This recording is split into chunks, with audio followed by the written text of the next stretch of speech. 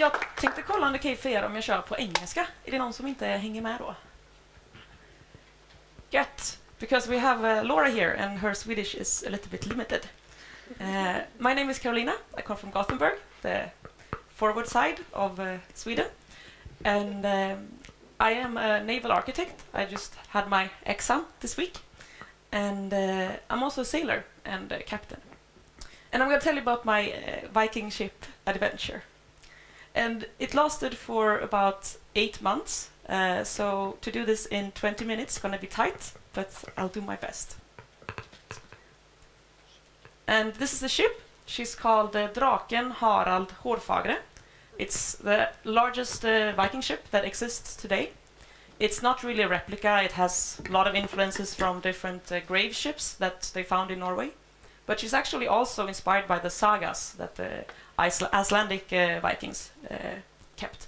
So she could have been existing in the Viking time, but we don't know, maybe or maybe not. But the idea was to try to build this huge Viking ship and see if she can sail, because this is an experiment.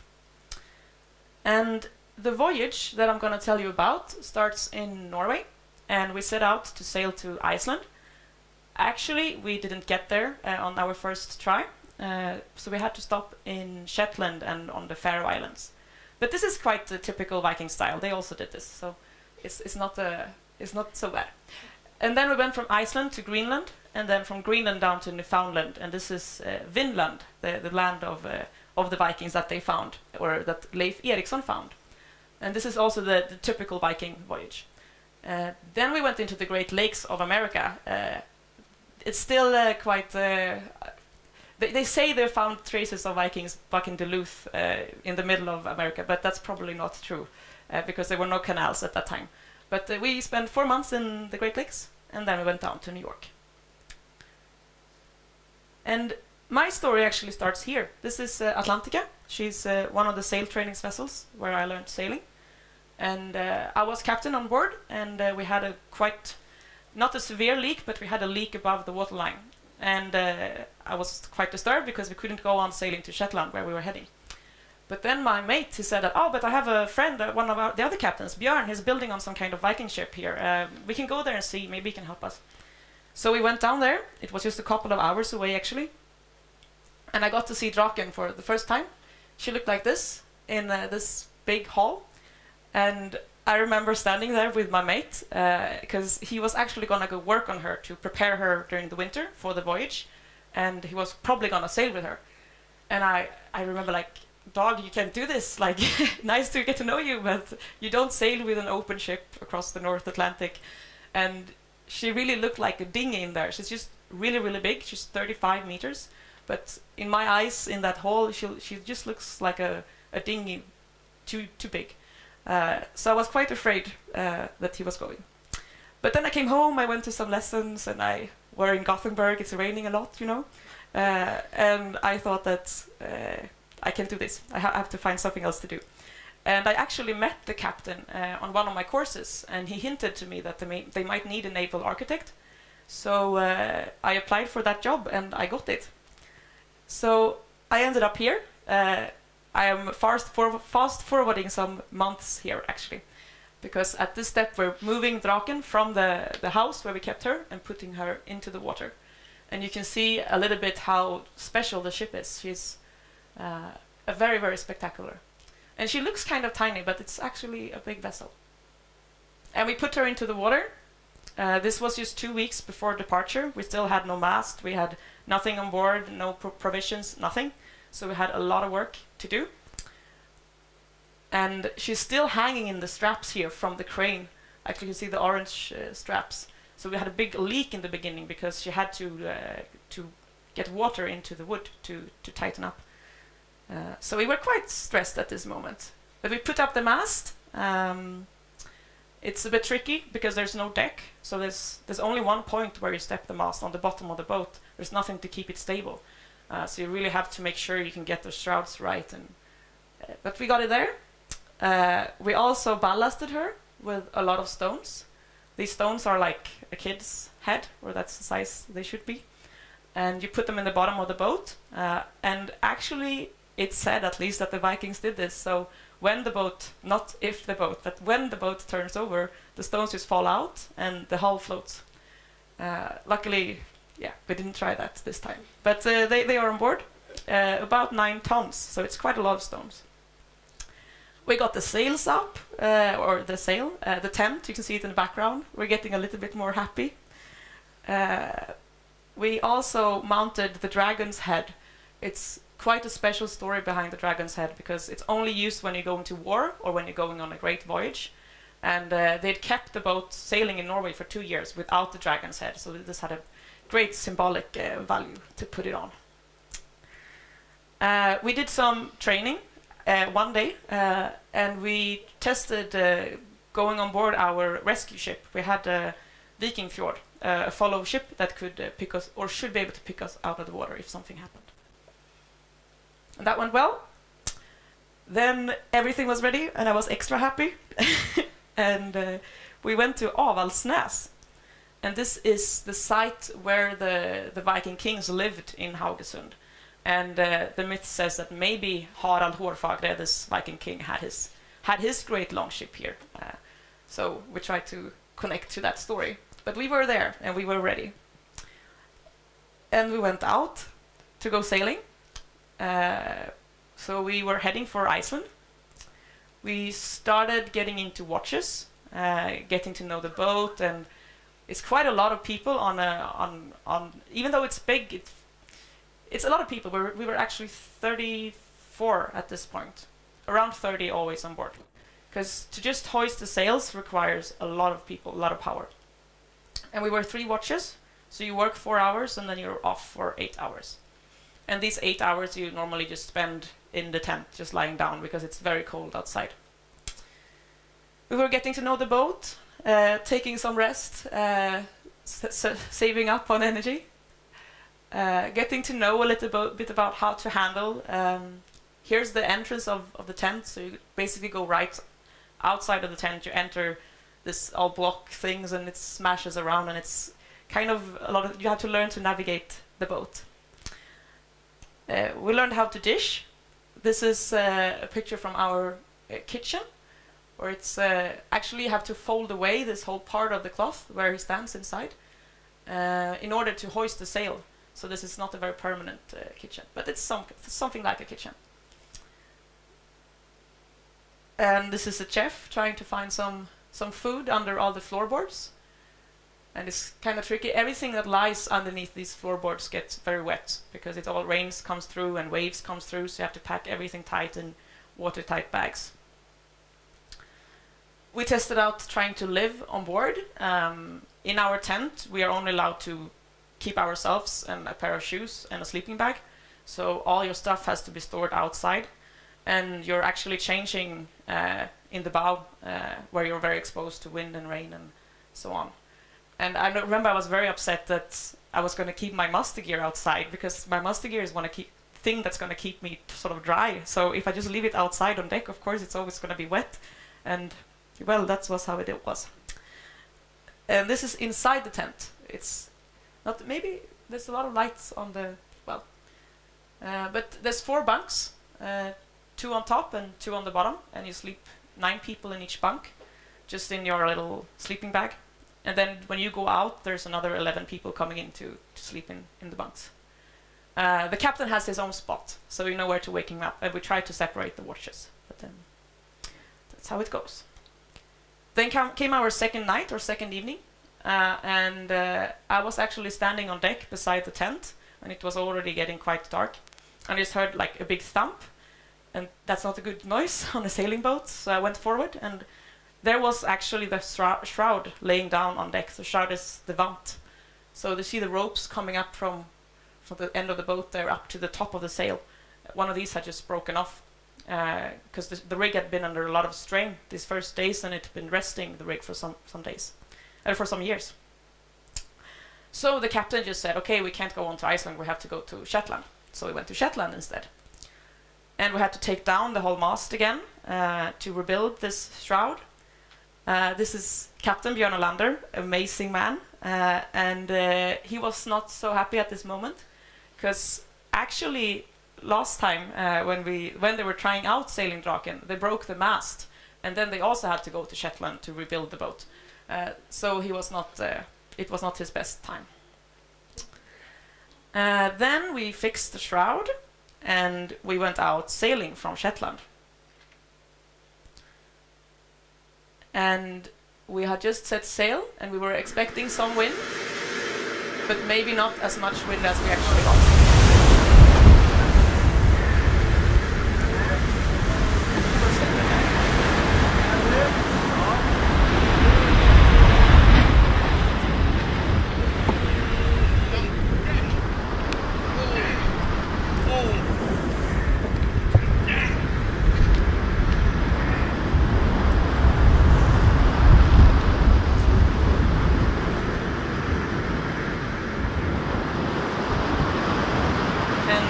Gotten into the survival suits, which we use in case we fall into the water. And actually you can see how well she moves in the water, even though it's quite a lot of waves. She's not taking water on board. Like, it's all squashes to the sides. So it's quite amazing to stand, because we were not feeling that this was a very uncomfortable situation. Like, she's very stable on deck. And you can see how the whole hull actually twists in the waves, which is very flexible.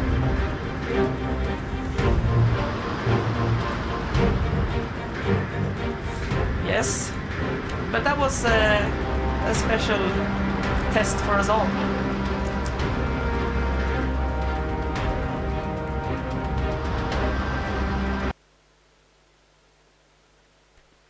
And this is one of the, actually at this time when we were sailing, we were doing 13, 14 knots sometimes. So our fellowship could not catch up with us.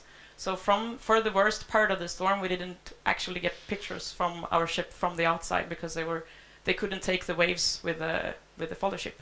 But they caught up to us in the end, and caught this picture, which is my mother saw, and she was not very happy when I talked to her after this.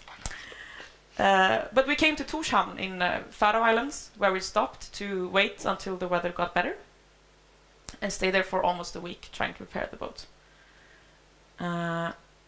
And then we went out sailing again towards Iceland. And this was quite a nice trip. We get to know a little bit more of how to handle the sail. We worked a lot with taking reefs and making the sail bigger and smaller, and it requires a lot of people. We also worked with this maneuver, which is what we have to do in order to get the sail into the boat again. And it's really a nightmare in a lot of ways. It's very hard to control the big yard. It weighs about almost 2 tons with the yard and the sail. But here we're sailing. And now Björn started looking a little bit happier again, because we were on our way. And this part of the trip was a lot about sail handling. It's actually one of the few boats where I've worked where, like, my weight is a problem. Like, I'm too small. I usually say that as a girl you can do everything on a boat. It's just about technique and you can learn more. But here sometimes it was really about just being very heavy and brute force. So you had to be a lot of people doing everything. We did some games as well, trying to have fun. And finally we saw Iceland. And we blow the horn. And we get to go in the hot tubs. It was a very good relief. Then we set out for the last part of the trip, which is going to Greenland. Or maybe not the last part, but one of the hardest parts, because you have to round Cape Farvel, which is the southern tip of Greenland. And there's a lot of ice there. We were very, very, very up for it, and it was almost no wind and just a lot of sun. But we did some work for the boat. We ate a lot of food, getting some more fat to survive the cold. It was very, very, very cold. And we saw our first iceberg, which was a nice sign, knowing that we're getting closer to Greenland. Then we actually got into a lot of fog, which was a quite scary part of the trip. It's not nice with fog and icebergs, and also sometimes a lot of wind. And also the fogs make living a hell because you get so cold. It's already sometimes colder than 0 degrees around you, and then to get the fog is everything around you freezes, and it's a nightmare. But also very beautiful. And we got into Torshavn. No, sorry. Now we're in Qaqortoq, which is the city in Greenland which we visited. And we left that as well. How much time do I have left? 12 minutes. 12 minutes, okay. So we left Qaqortoq. We did a short stop there, but it was very nice. And we set out to sail towards Newfoundland.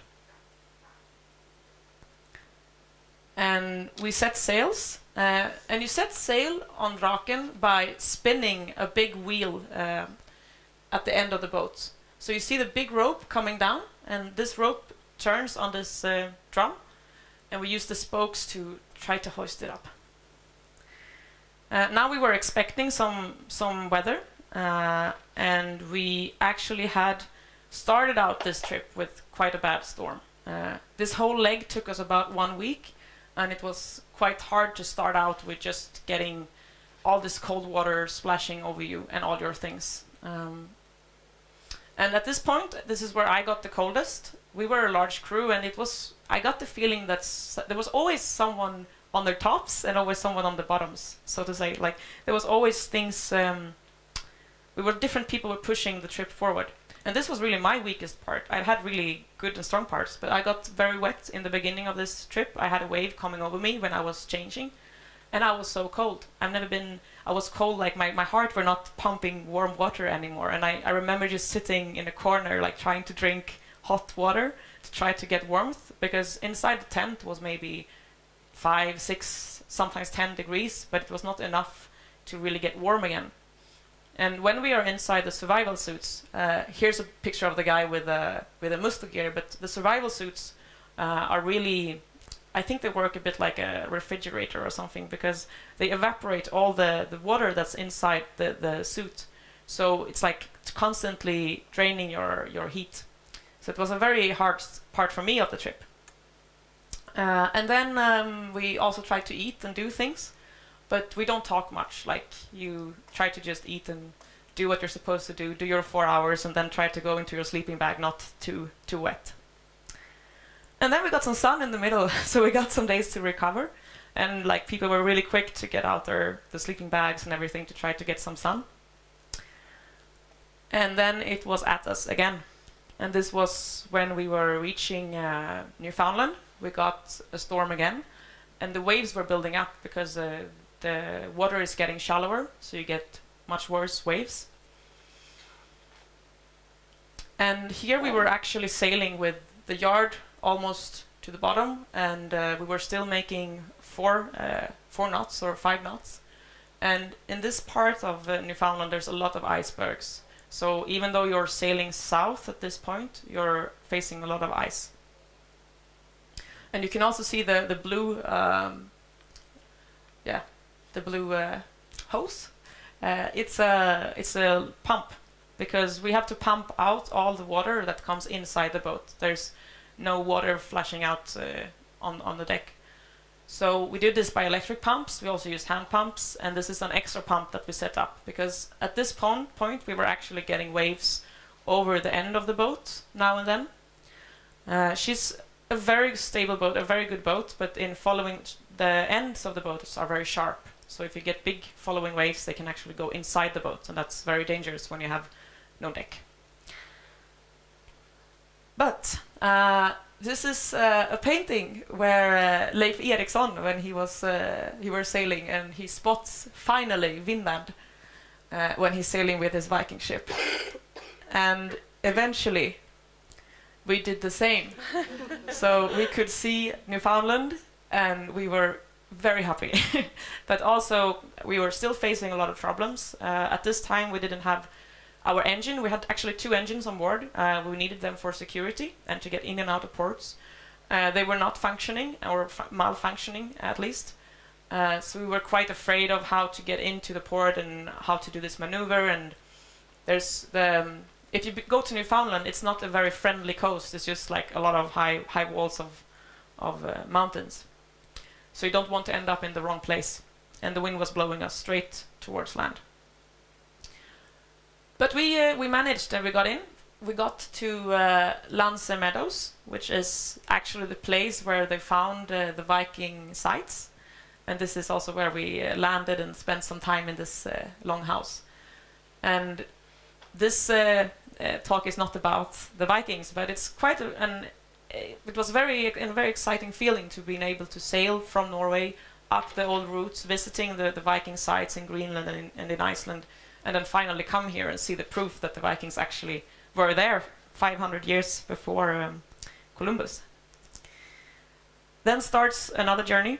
We're in Canada and America. We get a lot of attention here from the hockey team Vikings. We get to Chicago. We go all the way into the Great Lakes. And it's a lot of fun. It's also a lot of work.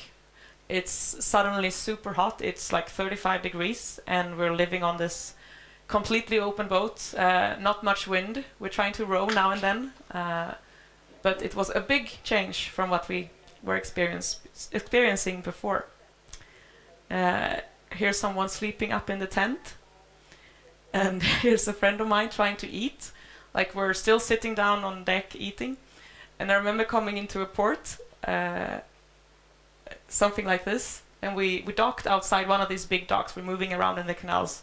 And this lady says, like, "Oh, I've never seen so dirty and tired people in my entire life."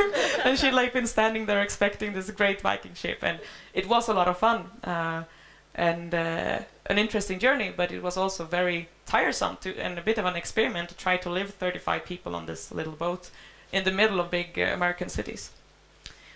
But we move on. This is we're getting into the Hudson River down to New York.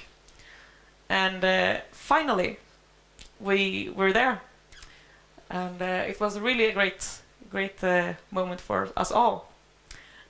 And on board comes the owner. This is Sigurd Åse. This is the owner of the Viking ship. He has financed the whole project, but only sailed with us for two hours in New York Harbor. But really nice, fantastic man, and he has a great passion for Vikings. This is the end. We got to the Statue of Liberty and to New York. Thank you.